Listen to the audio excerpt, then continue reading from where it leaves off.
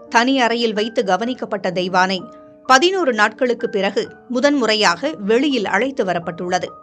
இதற்காக அதிகாலையில் யானையை குளிப்பாட்டி நவதானிய உணவுகள் வழங்கிய பாகன்கள் யானையை அந்த அறையிலிருந்து வெளியே அழைத்து அறைக்கு அருகே கட்டியுள்ளனர்.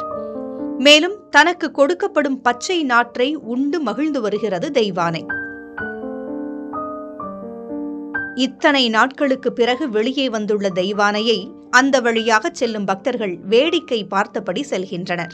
அசம்பாவித சம்பவத்திற்கு பிறகு யானைக்காக சுப்பிரமணிய சுவாமி கோயிலின் ஆனந்த விலாச மண்டபத்தில் சிறப்பு யாகசாலை பூஜைகள் நடந்தன.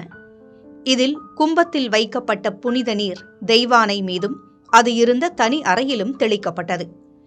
யானை பாகனின் உறவினர் தெய்வானையின் அருகில் நின்றபடி அதனை தொட்டவாறு நீண்ட நேரமாக செல்ஃபி எடுத்ததால் ஆத்திரமடைந்த தெய்வானை